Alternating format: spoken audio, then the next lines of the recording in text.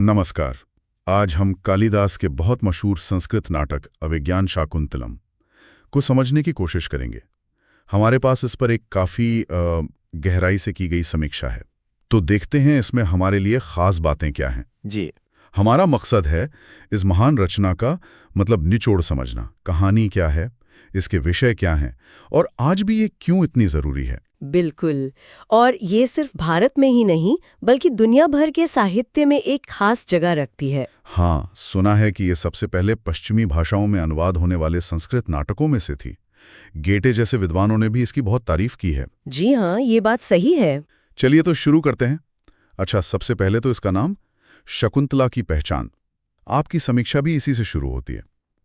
ये 7 अंकों का नाट्य है, यानी क्लासिकल संस्कृत ड्रामा। बिल्कुल। और जैसा समीक्षा में भी इशारा है, कहानी का आधार तो महाभारत का आदि पर्व है, पर कालिदास ने इसे बिल्कुल कह लीजिए अपना बना लिया है।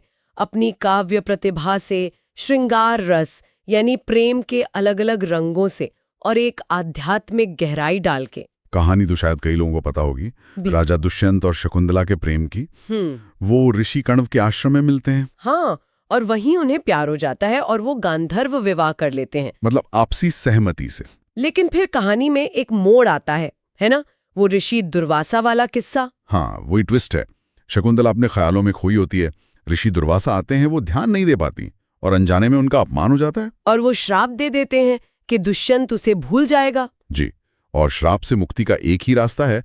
राजा ने जो अंगूठी शकुंतला को दी थी, उसे देखकर ही राजा को सब याद आएगा। और वही अंगूठी वो खो जाती है। हाँ, जब शकुंतला गर्भवती होकर राजा के पास महल जा रही होती है तो रास्ते में नदी में गिर जाती है, और फिर जब वो दरबार पहुंचती है, दुष्यंत उसे पहचानते ही नहीं। बहुत अपमान होता है शकुंतला का। फिर कोई दिव्य शक्ति, कहते हैं अप्सरा मेनका, उसे एक अलग लोक में ले जाती है। लेकिन अंत अच्छा होता है। एक मछुआरे को वो अंगूठी मिलती है। हाँ, वो अंगूठी राजा तक पहुंचती है। राजा को सब याद आ जाता है, उन्हें बहुत पछतावा होता है। और फिर उनका शकुंतला और अपने बेटे भरत से मिलन होता है। वही भरत जिनके नाम पर देश का नाम पड़ा, ऐसा मानते हैं। जी, यही कहानी का अंत है। कहानी तो ये हो गई, लेकिन समीक्षा में किरदारों पर भी काफी बात की गई है। वो सिर्फ कहानी के पात्र नहीं, प्रतीक हैं। जैसे शकुंतला, वो मासूमियत और प्रेम का प्रतीक है। हाँ, बिल्कुल। और उसका जो सफर है, पहले कोमल प्रेम, फिर तिरस्कार सहना और आखिर में सम्मान पाना, ये उसकी अंदरूनी ताकत भी दिखाता है। दुष्यंत एक अच्छे राजा हैं, पर वो कर्तव्य और अपने व्यक्तिगत दुख के बीच फंस जाते हैं। उनका भूलने से लेकर पछतावे तक का जो बदलाव है, वो एक तरह की भावनात्मक परिपक्वता दिखाता है। और ऋषि कण्व, वो ज्ञान के प्रतीक हैं। हाँ, ज्ञान और पवित्रता के। और दुर्वासा का श्राप ये दिखाता है कि भाई भाग्य या किस्मत का भी अपना रोल होता है। इसमें थीम्स यानी मुख्य विचारों पर भी गौर किया गया है। सबसे बड़ा तो प्रेम और विरह का है, श्रृंगार रस जिसे कहते हैं। हाँ, वियोग और मिलन, ये पैटर्न पूरी कहानी में चलता है। और वो खोई हुई अंगूठी, वो सिर्फ एक चीज नहीं, भूली हुई याद और सच के वापस आने का प्रतीक है ना। बिल्कुल, ये बहुत शक्तिशाली प्रतीक है। भाग्य और दैवीय हस्तक्षेप भी है, जैसे श्राप लगना, फिर अंगूठी का मिलना। समीक्षा ये भी कहती है कि प्रकृति सिर्फ बैकग्राउंड नहीं है। हाँ, ये बहुत अहम बात है। प्रकृति एक किरदार जैसी है। आश्रम का माहौल, पेड़, पशु, नदियां, ये सब किरदारों की भावनाओं को, उनकी मूड को दर्शाते हैं। और कालिदास की भाषा, समीक्षा में उसकी बहुत तारीफ है। ओह, वो तो लाजवाब है। उपमाओं, सिमिलीज, रूपकों, मेटाफॉर्स से भरी हुई, प्रकृति के सुंदर चित्रों से सजी हुई। और इसमें रस सिद्धांत का इस्तेमाल कमाल का है, खासकर श्रृंगार यानी प्रेम का रस और करुण यानी दुख का रस।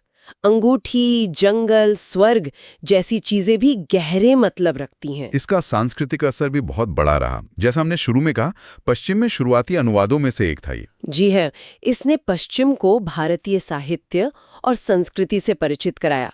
और आज भी भारत में क्लासिकल डांस फॉर्म्स जैसे कोदियट्टम और भरतनाट्यम में इसे प्रस्तुत किया जाता है। इसे भास और भवभूति के साथ संस्कृत नाटक का शिखर माना जाता है। सही कहा।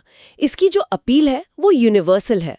कालिदास की खूबसूरत भाषा, शकुंतला का मजबूत किरदार और वो आध्यात्मिक पहलू, ये सब इसे खास बनाते हैं। लेकिन समीक्षा में कुछ आलोचनाओं का भी जिक्र था, जैसे किरदार थोड़े आइडियलाइज्ड लगते हैं। हाँ, कुछ बातें हैं जिन पर आलोचक ध्यान दिलाते हैं।